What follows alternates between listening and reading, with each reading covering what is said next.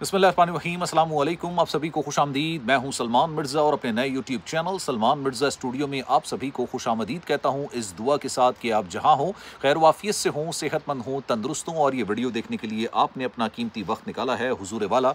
Video के आगाज़ में तहे दिल से आप सभी का मैं शुक्रिया अदा करता हूँ। जनाब, बरतानिया में रहना आपका हक नहीं बल्कि एक एजाज़ है और ये एजाज़ कमाना पड़ता है। पहले क्या होता था, पहले 5 साल के अंदर आसानी से आईएलआर मिल जाती थी और ये एक बहुत बड़ी गलती थी। ये अल्फाज मेरे नहीं हैं, ये अल्फाज पार्लियामेंट के अंदर शबाना साहिबा के हैं और इन अल्फाज के साथ एक वाइट पेपर भी जारी किया गया और ये बड़ा खतरनाक किस्म का वाइट पेपर है। और इस वाइट पेपर के बाद बरतानिया में रहने वाले 2 मिलियन लोग जो कि 2021 के बाद बरतानिया में रहने के लिए आए थे, बेहतर मुस्तकबिल का ख्वाब लिए, अपने बच्चों के मुस्तकबिल का ख्वाब लिए, जो कि बरतानिया के अंदर आए थे और इस बात का इंतजार कर रहे थे कि 5 साल जो कि साल 2026 में उनके मुकम्मल हो जाएंगे, उसके बाद उनको आईएलआर मिल जाएगी। अब उनका मुस्तकबिल खतरे में पड़ता हुआ नजर आ रहा है। ये मामला है क्या, इस पर आज जरा डिटेल में बात करेंगे, क्योंकि मैं फिर आपको बता दूं ये वाइट पेपर है, ये तजावीज़ हैं, यानी हुकूमत ने पार्लियामेंट के अंदर कुछ तजावीज़ पेश की हैं। लेकिन इसी तरह की तजावीज़ साल 2025 में, इसी साल के आगाज़ में अप्रैल में भी पेश की गई। तो उस पर जब मैंने वीडियो बनाई थी तो अक्सर लोगों ने ये नाराज़गी का इजहार मुझसे किया था कि भाई ये अभी कानून नहीं बना, ये वाइट पेपर है और इस तरह की इस्लाहात, इस तरह के कानून नाफिज नहीं हो सकते। और उसके बाद आपने देखा कि केयर वर्कर वीज़ा हो, वर्क वीज़ा हो, स्पाउस वीज़ा हो, किसी भी किस्म का कोई भी वीज़ा हो, स्टूडेंट वीज़ा हो, जो इस्लाहात वाइट पेपर के अंदर पेश की गई थी वो पार्लियामेंट के अंदर मंजूर कराई गई, कैबिनेट में लाया गया और उसके बाद उसको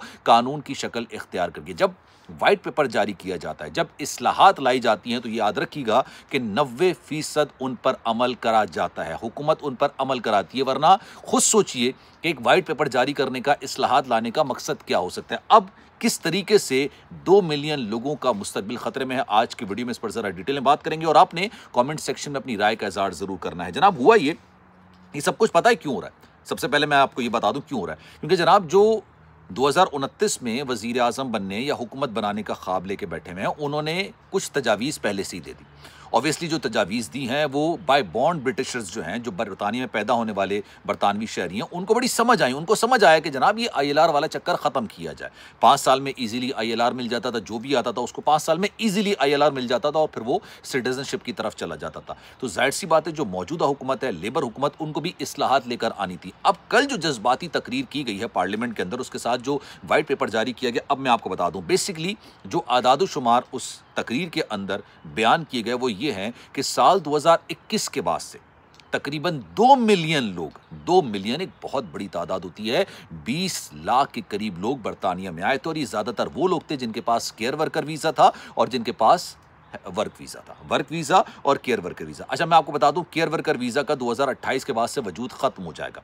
2028 तक आपको स्पॉन्सरशिप ढूंढनी है, लेकिन 2028 के बाद से केयर वर्कर वीजा आपके लिए मुकम्मल तौर पर खत्म हो जाएगा और ये वो वीजा है जिसमें हजारों की तादाद में पाकिस्तानियों ने इसका इस्तेहसाल किया है। वो उन लोगों ने फायदा नहीं उठाया जो केयर वर्कर वीजा लेकर आए, बल्कि उन लोगों ने फायदा उठाया जिन्होंने इन लोगों को केयर वर्कर वीजा बाकायदा तौर पर दिलवाया। अब उन्होंने अपनी गुफ्तगू के अंदर ये बात बोली है कि जनाब जो लोग केयर वर्कर वीज़ा पे या वर्क वीज़ा पे तकरीबन 20 लाख के करीब जो लोग आए हैं 2 मिलियन 2021 के बाद से, उन पर ये इंप्लीमेंट होगा। अब उनको आईएलआर के लिए कम से कम 10 साल इंतज़ार करना पड़ेगा।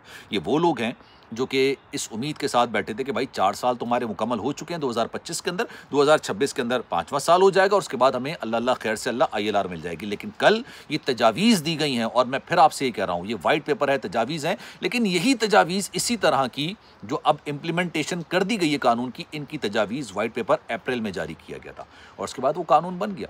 तो यूजुअली तौर पर जो तजावीज़ आती हैं वो 90% इम्प्लीमेंटेशन उनकी की जाती है, ये हमने माजी के अंदर देखा है। अब उन्होंने बताया कि जनाब जो लोग एनएचएस के अंदर, जाहिर सी बात है ये जो केयर वर्कर वीज़ा लोग आए हैं, जो लो इनकम वाले हैं, जब ये आते हैं, सोशल वर्कर हो गए, हेल्थ वर्कर हो गए, ये होगा, ये इस उम्मीद के साथ आए थे कि भाई 5 साल के अंदर हमें आईएलआर मिल जाएगी, लेकिन अब इनको आईएलआर 10 साल के बाद मिलेगी। लेकिन यहाँ पर एक और रिस्ट्रिक्शन है, ज़रा इसको भी गौर से सुनिएगा।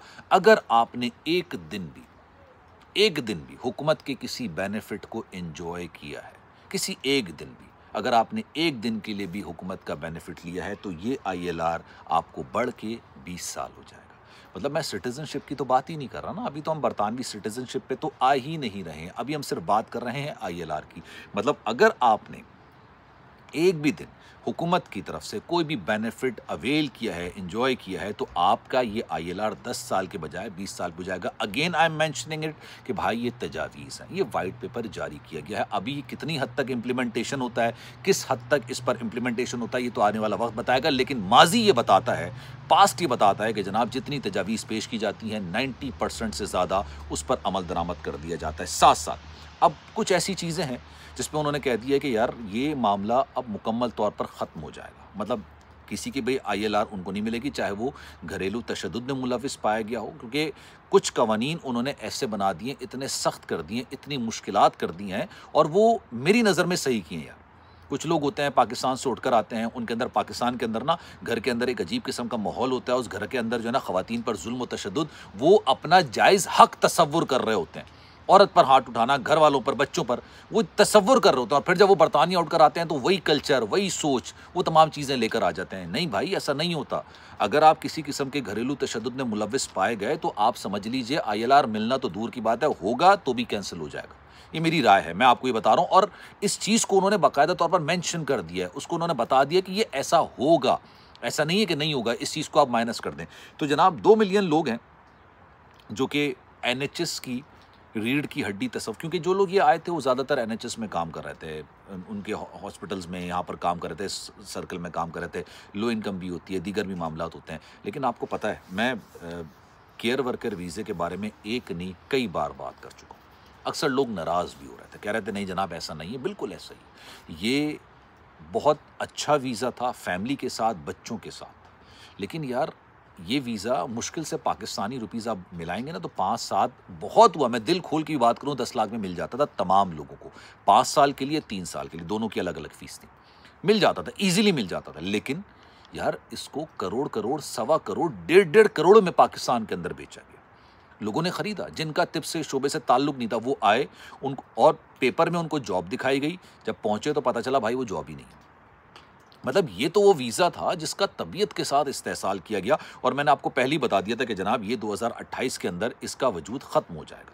उसके बाद भी अगर आप 5 साल रहेंगे, 2032 तक आ जाएंगे आप, लेकिन उसके बावजूद भी आपको ILR की तरफ जाना या सिटीज़नशिप की तरफ जाना इस पाथ के तहत, इस रूट के तहत नामुमकिन है। ये एक समझ लीजिए, ये एक नामुमकिनात में से एक है। तो अभी जो लोग इस वीज़े पर आए हैं या इस वीज़े पर जिन लोगों ने इस वक्त बरतानिया के अंदर मौजूद हैं, उनके लिए बहुत बुरी खबर है। लेकिन फिर वही बात, मैं आपको बार बार ये बात मेंशन कर रहा हूँ, ये वाइट पेपर है, ये तजावीज़ है, ये तजावीज़ पेश की गई उसी तरह की तजावीज़ जो कि अप्रैल में या गालिबन शायद मई में उन्होंने पेश की थी, और उसके बाद उन्होंने इम्प्लीमेंटेशन करना शुरू किया था। जब मैंने उस पर वीडियोज़ बनाई थी तो लोगों ने कहा था भाई अभी तो वाइट पेपर है, अभी पार्लियामेंट में आएगा, कैबिनेट से मंजूर होगा, दीगर चीज़ होंगी। मैंने कहा वेट कीजिए ना, मतलब तजावीज़ ऐसी तो नहीं देते, मैं और आप तो नहीं दे रहे ना तजावीज़, हुकूमत दे रही है तजावीज़, तो ऑब्वियसली उनको आज नहीं तो कल इन तमाम चीज़ों पर इम्प्लीमेंटेशन करना है, उन्होंने इस पर इम्प्लीमेंटेशन करना है। लेकिन अभी उन्होंने बयान किया है, लेकिन जो पहले होता था 5 साल के अंदर बड़ी ईजिली ILR मिल जाती थी, मैं बात बार फिर मेंशन करूँगा, बहुत सारे लोगों ने इसका गलत फ़ायदा उठाया, बहुत सारे लोगों ने इसका गलत फ़ायदा उठाया। अब 2 मिलियन के करीब लोग हैं जो 2021 के बाद से आते हैं। अच्छा, ये इम्प्लीमेंटेशन जो होगी वो 2021 के बाद से होगी। जो मामला होगा अभी तो आने वाले वक्त में पता चलेगा कि भाई ये किस हद तक इम्प्लीमेंटेशन इसकी हो रही है।